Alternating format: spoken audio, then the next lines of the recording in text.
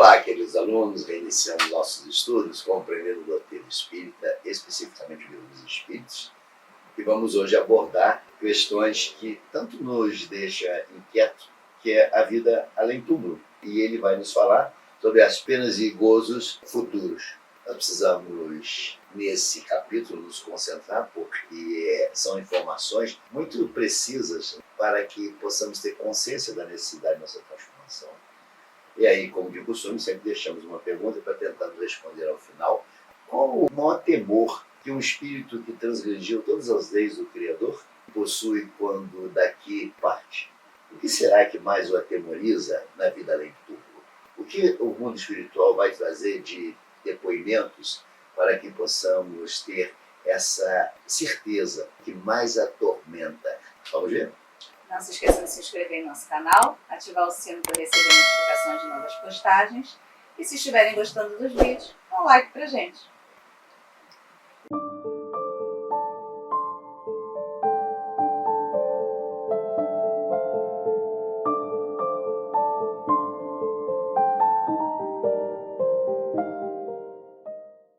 Uma das coisas que a filosofia sempre tentou descortinar, o nada. O nada existe. E a doutrina vem com muita segurança, iniciando-se na questão 958, falando sobre o nada. Então, a possibilidade de nada existir após a morte está sempre em tranquilidade, ao ser, visto o nada não existir. Então, ele afirma categoricamente que o nada não existe. Mas essa dúvida em relação ao que acontece após a morte. A doutrina traz uma série de relatos e nos explica o que acontece, mas, de um modo geral, as pessoas temem esse nada. O que pode acontecer? Elas temem o que pode acontecer. E se nada existir? Tudo que nós vivemos aqui foi em vão? Todo esse acervo que acumulamos nessa vida presente se perde por nada, é consumido para o nada, voltamos à origem. Então são questões que sempre deixaram o homem bastante pensativo. Mas a doutrina vai nos afirmar categoricamente que o nada não existe. Então sempre há algo, ainda que você não saiba definir esse algo, mas o algo, ele é verdadeiro, ele é presente. E ele fala nessa questão 958 a 959, o consolo que encontra o homem na vida futura está inserido em seu instinto, pois a alma conserva vaga lembrança de sua existência na erradicidade. Então ele está te dizendo que dentro de cada um de nós há essa certeza. Ainda que façamos questionamentos, ainda que nos coloquemos a pensar sobre essas questões, sempre haverá uma negativa, uma resistência de não se admitir, de não se aceitar o nada. Por quê? Porque isso está gravado dentro do nosso ser, dentro das leis da conservação, dentro das leis da evolução, do progresso, que não nos permite negar a existência de algo. Ou seja, ainda que a nossa razão, por não termos elementos comprobatórios de que existe a vida além do túmulo, nos diga que o nada existe e que tudo se encerra aqui, no nosso íntimo, por ter uma intuição da vida que nós já vivemos no plano espiritual, a gente tem essa sementinha dentro de nós que nos traz essa percepção de que existe sim algo que a gente não se recorda. E Kardec, em sua nota, sempre suas notas explicativas e elucidativas de algumas questões que nos são apresentadas, ficam tanto quanto nebulosas diante da nossa incapacidade da interpretação daquilo que nos querem dizer. Kardec vem esclarecer dizendo o seguinte: em todos os tempos, o homem se preocupou com seu futuro para lá do túmulo, e isso é muito natural. Qualquer que seja a importância que ligue à vida presente, não pode ele furtar-se a considerar quanto essa vida é curta e, sobretudo, precária, pois que a cada instante está sujeita a interromper-se. Nenhuma certeza lhe sendo permitida acerca do dia seguinte. Isso é fato. O que será dele após o instante fatal? É a pergunta que sempre fazemos. O que vai acontecer após o encerrar de nossas vidas biológicas? Questão grave esta, porquanto não se trata de alguns anos apenas, mas da eternidade. Aquele que tem de passar longo tempo em país estrangeiro se preocupa com a situação em que lá se achará. Como então não nos havia de preocupar a em que nos veremos deixando este mundo, uma vez que é para sempre? Então, como não vou me preocupar com essa questão, já que eu não voltarei segundo meu pensamento material atual, nos dias em que estou encarnado. A ideia do nada tem qualquer coisa que repugna a razão. Então a razão ela vai desprezar essa ideia. Não é possível, eu não posso aceitar que eu serei jogado ao nada. Deixarei de existir e nada vai sobreexistir em relação a essa não existência. O homem que mais despreocupado seja durante a vida, em chegando ao momento supremo, pergunta a si mesmo o que vai ser dele e, sem o querer, espera. Crer em Deus sem admitir a vida futura fora um contrassenso. O sentimento de uma existência melhor reside no foro íntimo de todos os homens e não é possível que Deus aí o tenha colocado em vão. A vida futura implica a conservação de nossa individualidade após a morte. Com efeito, que nos importaria sobreviver ao corpo se a nossa essência moral houvesse de perder-se no oceano infinito? As consequências para nós seriam as mesmas que se estivéssemos de nos sumir do nada. Então Kardec vai apresentar uma série de argumentações convincentes de que é impossível termos fé em Deus e acreditar no nada. É impossível acreditar numa força suprema, uma força motriz, como os gregos falavam, numa força primária, e dizer que tudo se acaba. Não tem lógica. A razão se nega a aceitar essa informação. A razão não nos permite aceitar com passividade a informação do que seremos lançados ao nada. Porque, diante de tudo isso que nós estamos discutindo desde o início, nos é mostrada a individualidade do espírito. Por que teria razão a individualidade do espírito se não continuássemos, se não dessemos prosseguimento a esta vida espiritual desassociada da vida material? Sim, a vida material ela sucumbe, mas a vida espiritual, pelo que nos é apresentada, há de continuar. Ela há de prosseguir. E não são poucas as culturas que têm mostrado essa individualidade dos espíritos. Os gregos já nos apresentavam essa questão da individualidade, da alma, ele falava da alma, que mais tarde nós vamos ver que a alma é o espírito encarnado, mas ele já nos falava, outras e tantas culturas já nos apresentavam a existência de espíritos, de seres que habitaram o mundo material e que, ao desencarnar, continuavam as suas jornadas. Então, não é possível você acreditar no nada. O nada simplesmente não existe. Então, essa cultura de que o espírito sobrevive à matéria não é uma prerrogativa do espiritismo. Outras culturas, outras religiões também acreditam nisso. O que a doutrina espírita vem narrar é a condição desse espírito após a morte e a importância de nos prepararmos para a vida futura, a vida além túmulo, agora. Então ele fala lá na questão 160, não há como deixarmos de observar que o homem carregue dentro de si a voz dos tempos, a afirmar a existência de penas e recompensas provindouras, fruto de suas ulteriores experiências reencarnatórias. Então, o homem carrega dentro dele, vamos chamar no QR Code nosso, né, essa informação que, devido às sucessivas reencarnações, essas experiências nos mostram a existência de penas e mostra também recompensas pelos atos praticados na existência em que experimentamos na atualidade. Então, os atos bondosos, os atos de grandeza, os atos caridosos, os atos alinhados às leis do Criador, eles nos afirmam existir uma recompensa que desconhecemos. Daí não vamos pensar que eu tenho que fazer para ser recompensado. Não, que aí anula todo aquilo que eu estava fazendo. Muito ao contrário. Fazer naturalmente sem nada esperar. Mas ele nos afirma a certeza dessa recompensa. Como de igual sorte também nos afirma que os atos maus praticados, os equívocos por nós praticados, os desvios morais por nós exercitados, faz com que também tenhamos responsabilidade e teremos que responder por penas que serão as transgressões das leis. A gente tem falado reiteradamente que Deus não é mau. Não. Deus não é aquele velhinho barbudo que joga raio nos homens. Não. Deus colocou as suas leis e nos dá a consciência dessas leis. E na medida que eu transgrido essas leis, naturalmente, virão as penas. E ele continua. Entretanto, há um sentimento dominante em cada ser, dependendo de sua evolução. A dúvida nos céticos e empedernidos. O temor nos culpados. A esperança nos homens de bem. Então ele vai te mostrar que essa dúvida, esse temor, reside na minha falta de conhecimento, de clareza. meu orgulho, da minha vaidade, é isso que ele está te mostrando. Se eu jogar isso tudo fora e começar a analisar as leis do Criador, eu começar a enxergar que, através de atos praticados no sentido de alinhamento com as leis do Criador, seria impossível eu responder ou eu sucumbir diante das leis do Criador. Aos céticos, em especial, está associado ao orgulho que cessa tão logo se apresenta o momento derradeiro, quando então a aparente força se esvai, mostrando toda a fragilidade do ser. Então ele está te mostrando que eu não acredito, eu não acredito, eu não acredito, mas quando chega o momento derradeiro, você grita, Senhor, Senhor. Por quê? Porque é no momento do desenlace que nasce a nossa fragilidade. Porque construímos uma vida sem essa percepção. É claro que o medo do desconhecido vai fazer brotar essa fragilidade.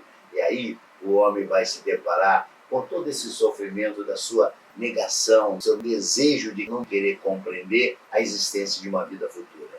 A responsabilidade dos nossos atos é a consequência da realidade da vida futura. Ou seja, aquilo que eu pratico, não é aquilo que eu falo, mas aquilo que eu pratico é que vai traduzir a minha vida futura. Diz-nos a razão e a justiça que, na partilha da felicidade a que todos aspiram, não pode estar confundido os bons e os maus. Não é possível que Deus queira que uns gozem sem trabalho de bens que os outros só alcançam com esforço e perseverança. Então essa ideia de levar vantagem, de receber tudo gratuitamente sem nenhum esforço, não é assim que funciona. Não é desta forma que o equilíbrio da vida, da natureza vai se estabelecer. Aliás, o universo tudo é equilíbrio, porque qualquer dos lados que se desequilibrarem, vamos estabelecer um caos.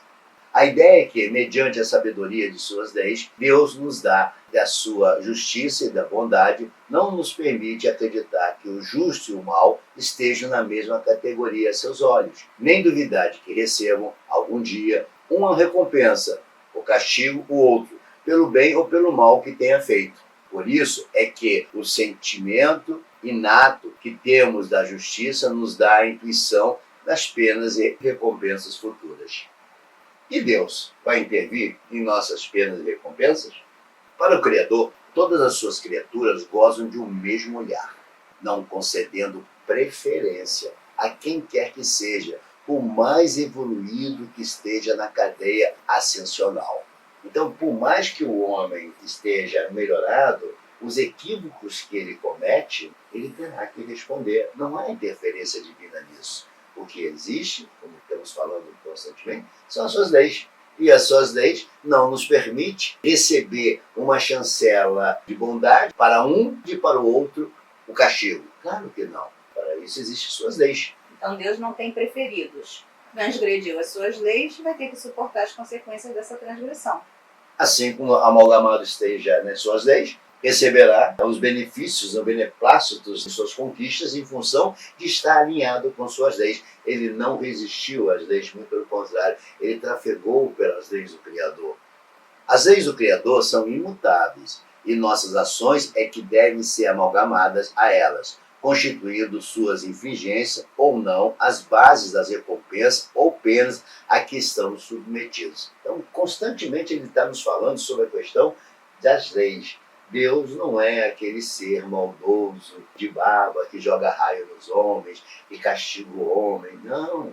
A transgressão das suas leis, ou o alinhamento às suas leis, é que vai estabelecer um futuro feliz ou um futuro desgraçado. E nada escapa aos seus olhos. Então não quer dizer que um homem vá transgredir as leis divinas durante sua existência terrena e que mesmo que aqui ele não sofra as consequências, essas consequências serão acomodadas no plano espiritual, já vai começar a sofrer as consequências dela, e também em existências posteriores, onde ele vai ter que resgatar esses débitos cometidos.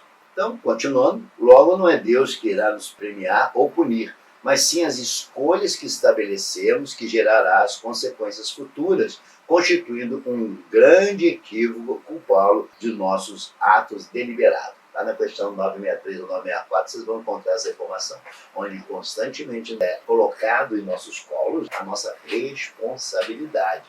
Então essa ideia de eu sou uma vítima, pobre coitado, não funciona. O que existe são seres que por não desejarem amalgamar-se às leis do Criador, vão colher o sofrimento, vão colher as amarguras, vão colher as tempestades. Ande alinhado às leis do Criador, que você terá um mar de rosas. Por isso que no início do vídeo falamos que o Espiritismo ele vem através dos exemplos colhidos pelos Espíritos no plano espiritual, mostrar a importância de nos amalgamarmos às leis divinas aqui, enquanto encarnados. Então, nos preocuparmos com a nossa vida futura enquanto estamos encarnados, através de nossas ações, porque elas é que vão dizer como será a nossa vida futura. Kardec, novamente, nos esclarece, reafirmando tudo isso que nós estamos falando. Lá na questão 964, em sua nota. Todas as nossas ações estão submetidas às leis de Deus. Nenhuma há, por mais insignificante que nos pareça, que não possa ser uma violação daquelas leis. Se sofremos as consequências dessa violação, só nos devemos queixar de nós mesmos, que, deste modo, nós fazemos os causadores de nossa felicidade ou de nossa infelicidade futuras. Essa verdade se torna evidente por meio do apólogo seguinte. O pai deu ao seu filho a educação e instrução, isto é, os meios de se guiar. Cede-lhe um campo para que cultive e lhe diz: aqui estão as regras que deve seguir e todos os instrumentos necessários a tornares fértil esse campo e assegurares a tua existência. Dei-te a instrução para compreenderes essa regra. Se a seguires, teu campo produzirá muito e te proporcionará o repouso na velhice. Se a desprezares, nada produzirá e morrerás de fome. Dito isso, deixa-o a proceder livremente. Olha que história que se amolda muito bem a isso que nós estamos conversando. Não é verdade que esse campo produzirá na razão dos cuidados que foram dispensados à sua cultura e que toda negligência redundará em prejuízo da colheita?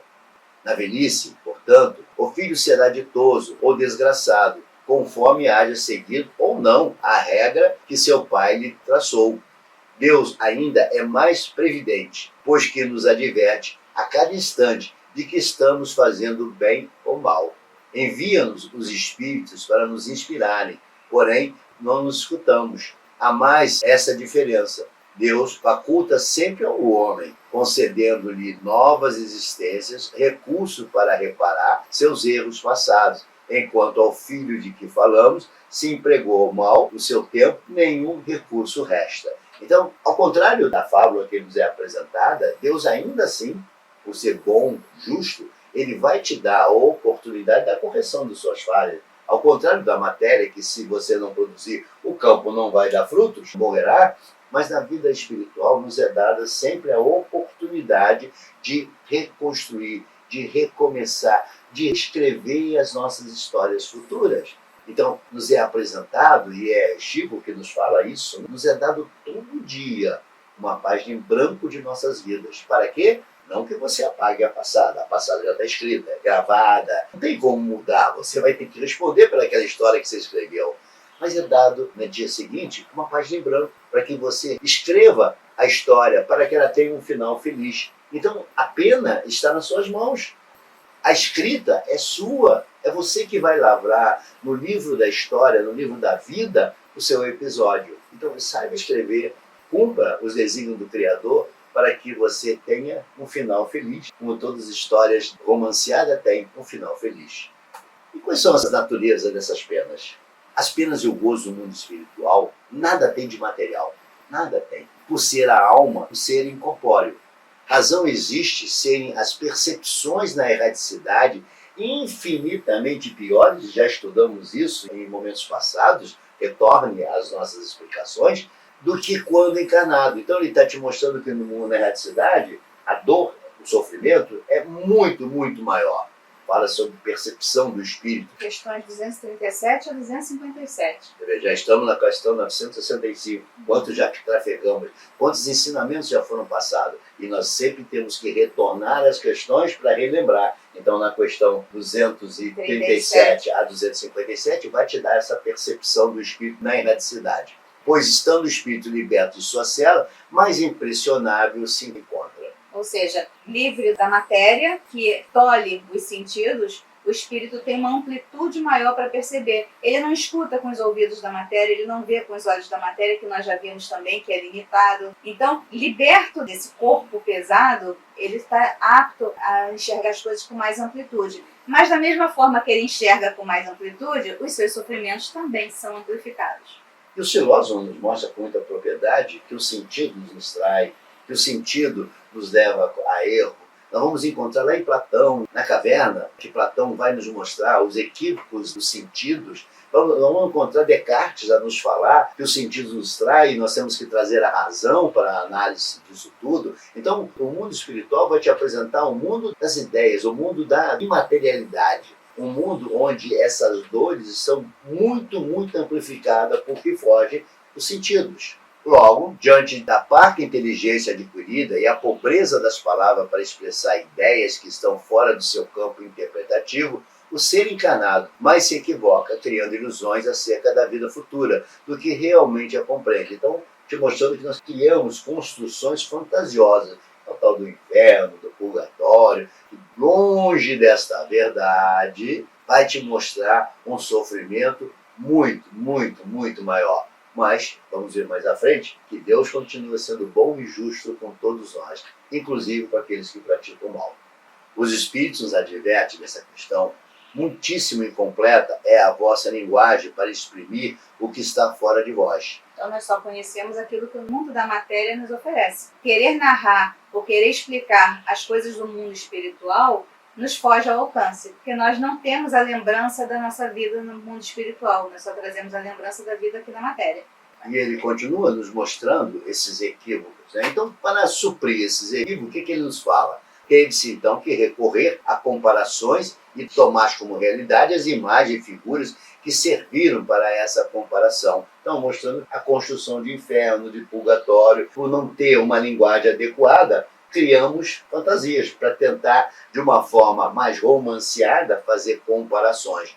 À medida, porém, que o homem se instrui, melhor vai compreendendo o que a sua linguagem não pôde exprimir. Então, na medida que você vai adquirindo conhecimento, vai imprimindo a busca por essas verdades, essas fantasias que por nós foram construídas vão se dissipando e as verdades vão surgindo. O que nos é convidado? Colocar sempre na mesa da razão. Confrontar os nossos sentidos, confrontar as nossas ideias na mesa da razão. É ela, sim, o julgador final para nos dar a correta percepção daquilo que estamos vendo, daquilo que estamos ouvindo, daquilo que devemos interpretar.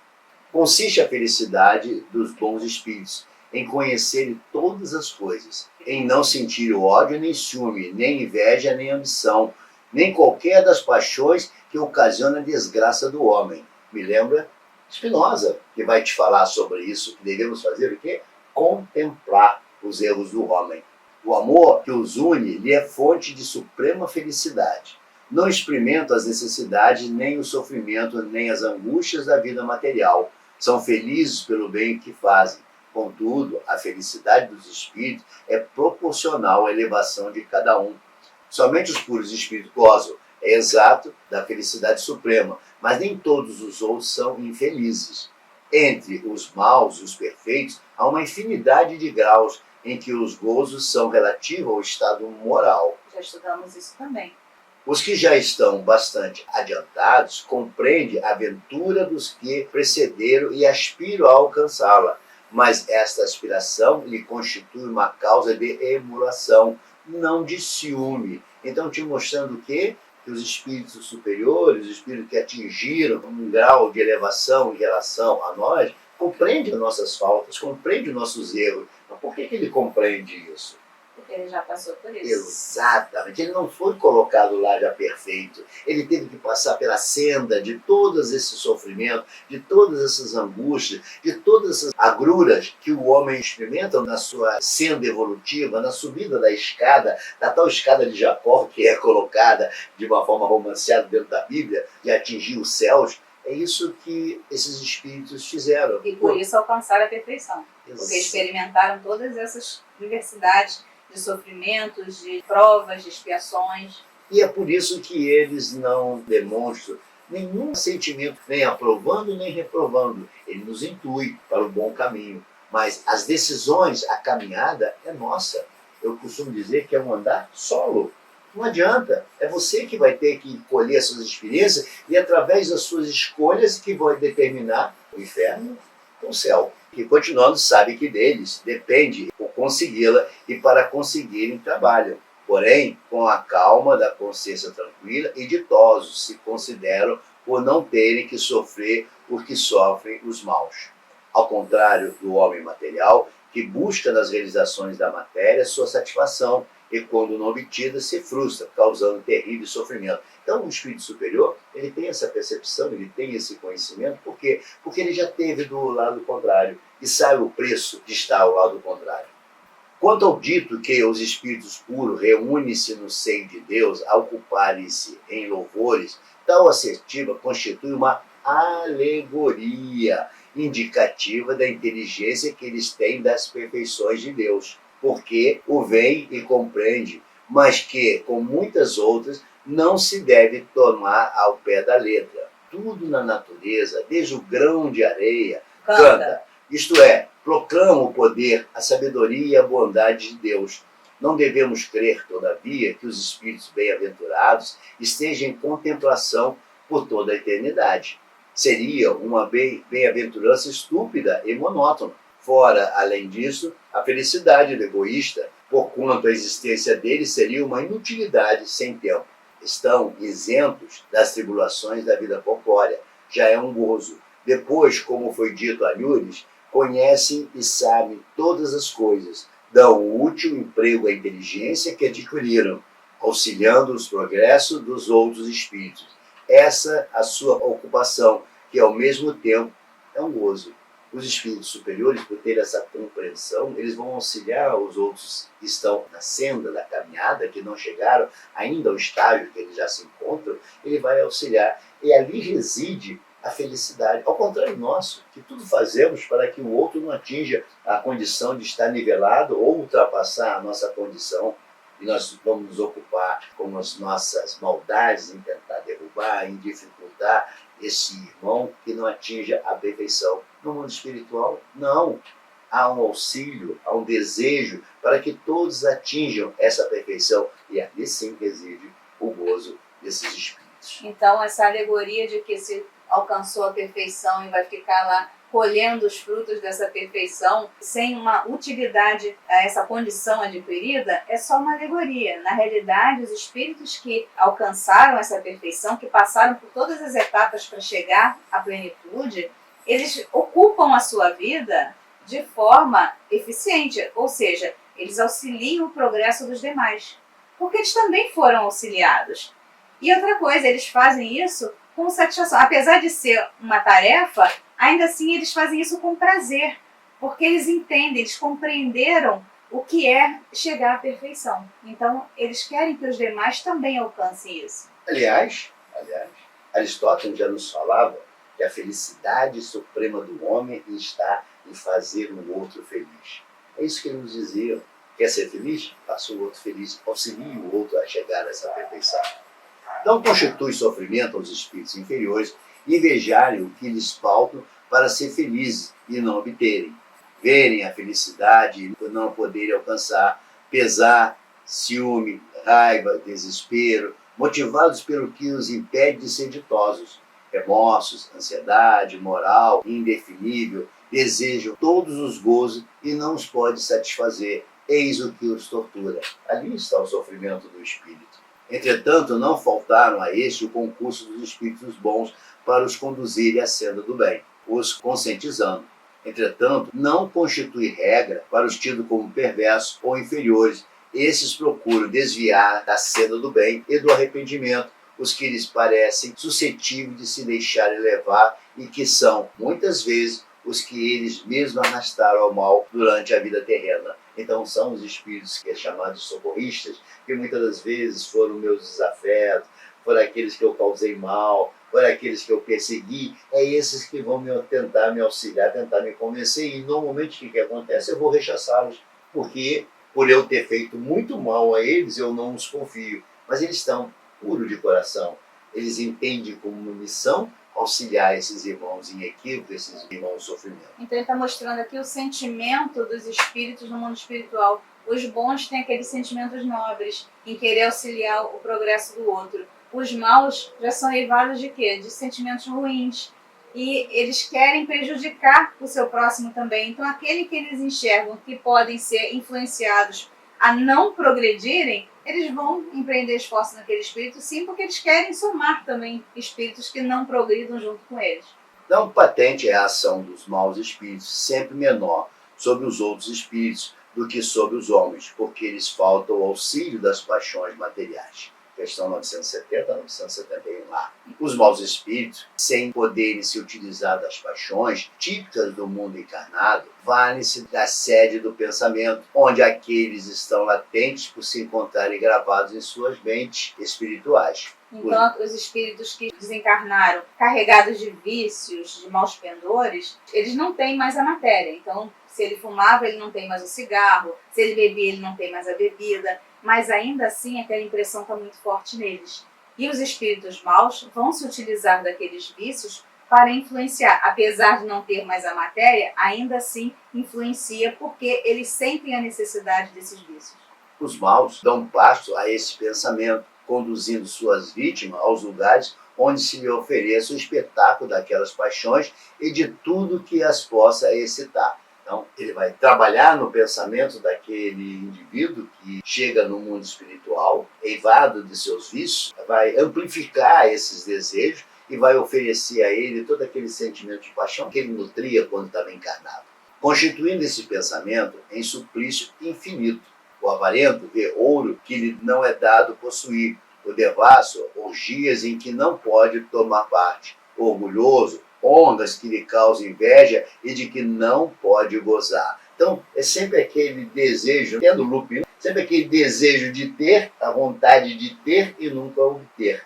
Por quê? Porque faz parte desse cenário de sofrimento, dessas escolhas que esses espíritos fizeram na erradicidade. Então, eles vão estar constantemente construindo sonhos, ficções, fantasias, mas nunca vão obter efetivamente a vivência daquele estado. Lá nessa questão do 237 a 257 vai te mostrar o quanto isso traz de sofrimento para o espírito e nunca atingir esse desejo que ele criou.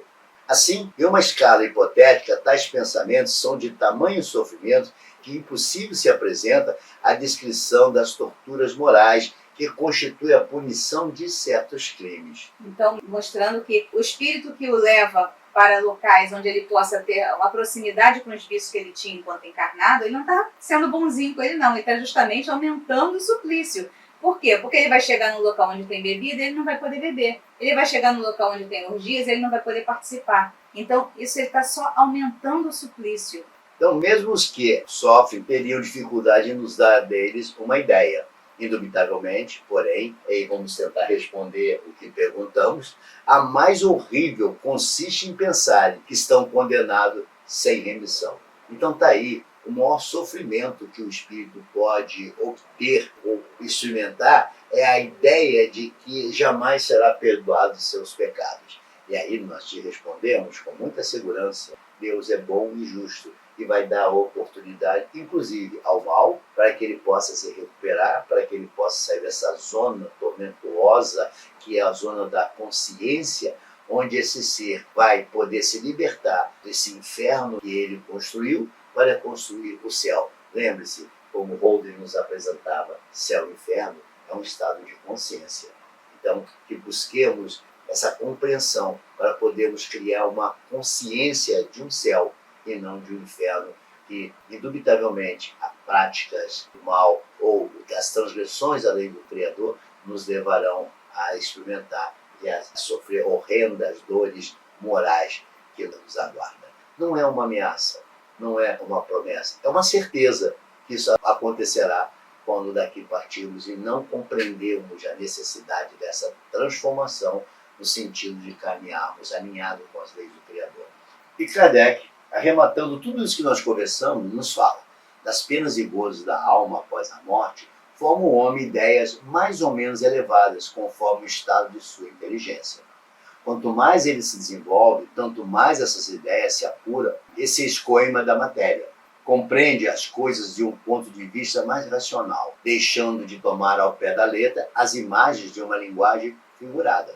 Ensinando-nos que a alma é um ser todo espiritual, a razão mais esclarecida nos diz, por isso mesmo, que ela não pode ser atingida pelas impressões que apenas sobre a matéria atuam. Não se segue, porém, daí que estejam isenta de sofrimentos, nem que não receba o castigo de suas faltas. As comunicações espíritas tiveram como resultado mostrar o estado futuro da alma, não mais em teoria, porém na realidade. Põe-nos diante dos olhos todas as peripécias da vida do além-túmulo. Ao mesmo tempo, entretanto, nos mostra como consequências perfeitamente lógicas da vida terrestre, embora despojados do aparato fantástico que a imaginação dos homens criou, não são menos pessoais para os que fizeram mau uso de sua faculdade.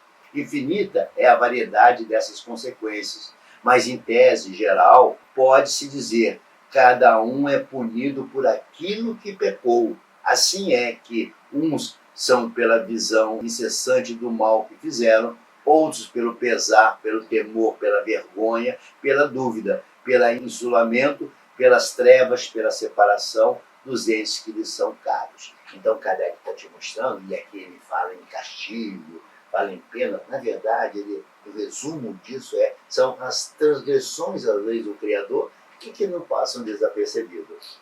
Pelo Criador? Não, pelas suas leis. Porque ao contrariar essas leis, naturalmente responderemos com sofrimento, com dores, com pesares. Quando não, com vergonha de não ter cumprido as leis do Criador. Esperamos que vocês tenham gostado, esperamos que vocês tenham compreendido essas penas e gozos futuros, que vocês compreendam e possam efetivamente, usando a pena da sabedoria, escrever as suas histórias para o futuro, para que vocês construam não o inferno, não o purgatório, mas o céu, tão prometido pelo nosso Mestre Jesus. Que a paz dele habite em nossos corações.